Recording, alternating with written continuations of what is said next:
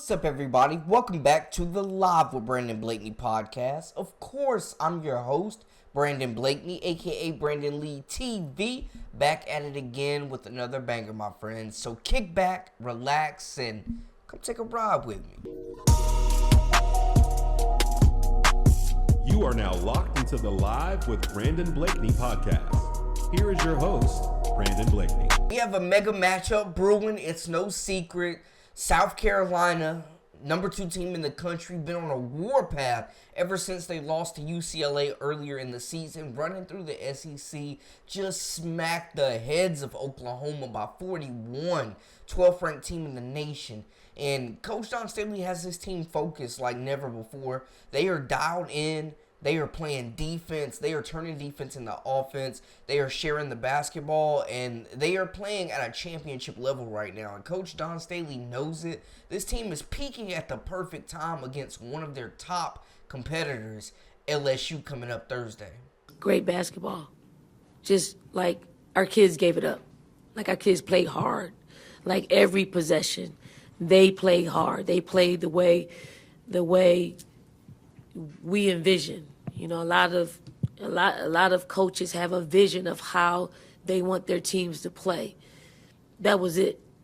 I mean, yes, we gave up 60 points. Yes, we turned the ball over. Yes, Beer scores, 23 points.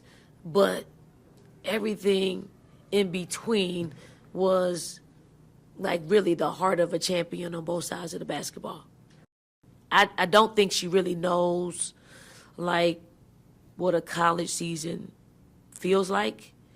I know she knows halfway through the season, but it gets, your legs get heavier, it gets harder. And sometimes when you physically can't do something, you have to your mentals have to take over. And, I think she's strong, yes.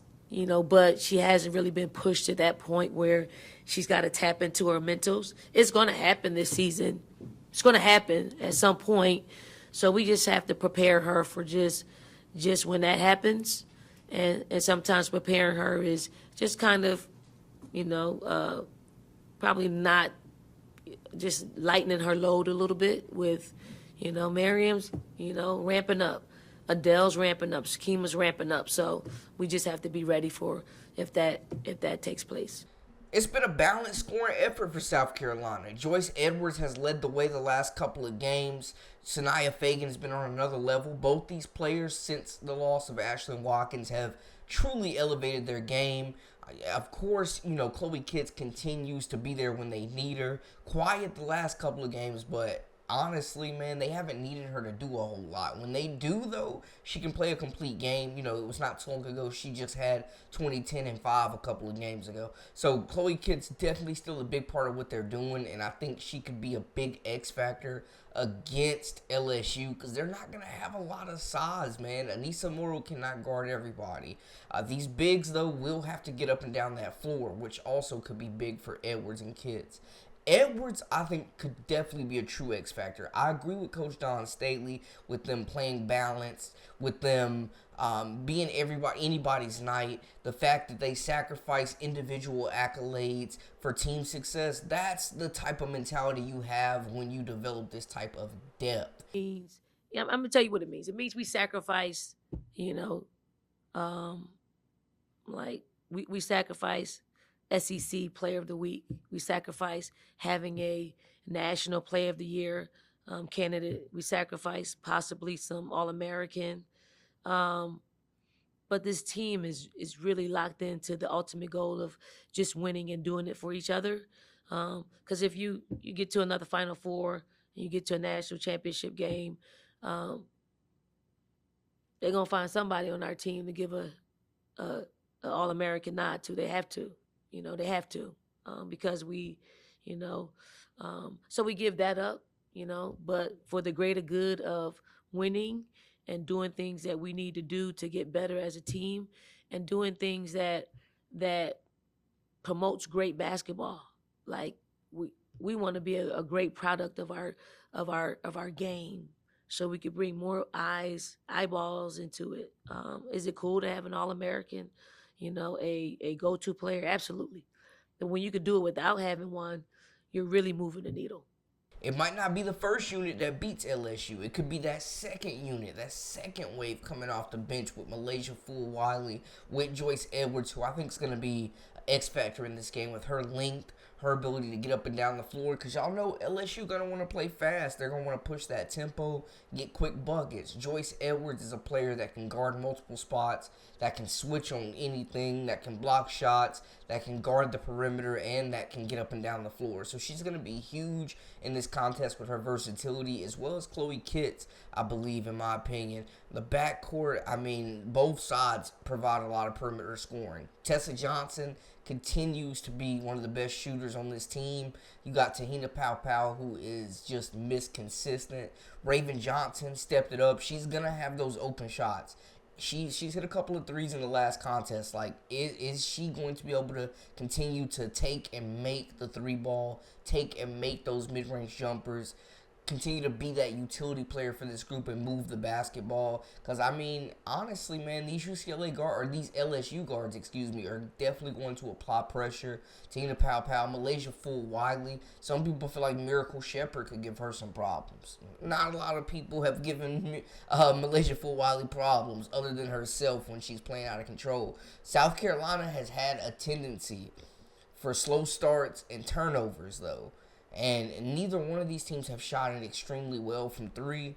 LSU are absolutely going to need to shoot it from three. We know South Carolina has the size. They're going to pound it in the post. They have the depth. They're going to try to wear down those legs of those starters, especially the big three. LSU has the best big three in all of basketball, in my opinion. The most productive big three on both sides of the basketball, in my opinion. Michaela Williams has been exceptional. Coming off a big game where they just knocked off Florida. She was incredible. Anissa Morrow just got her 93rd double-double, averaging like 14 rebounds a game for this team. Leads them by far. It's not even close. Second all-time in Division I history in double-doubles. Continues to be an elite scorer. This will be her toughest task. Not to say LSU isn't battle-tested, but no team in the country is coming into this contest battle-tested like South Carolina, playing the defense, suffocating, causing turnovers, slowing transition offense down, just continuing to make offenses uncomfortable and unwilling to allow them to establish any kind of rhythm. We know Michaela Williams is going to have to be big. Flage, mentally, it's going to be a big game for them. Anissa Morrow, these big three, they have to compete. They're going to play dang near the whole game, and they're going to have to make shots. ISO buckets. We've seen guards in isolation really give South Carolina problems in the past, especially in SEC play. But Oklahoma was also one of the most offensive, productive, most efficient offensive scoring teams in the country, moving the basketball, constantly having cutters, pushing the pace, hitting threes, and South Carolina took all that away. They completely took everybody out of the game for Oklahoma but Reagan Beers. We know they're not going to be able to take all three of them out, but for LSU to win, they're going to need all three of them to play big. Kaylin Gilbert, Jersey Wolfenbarger, two players I think that will be absolutely crucial.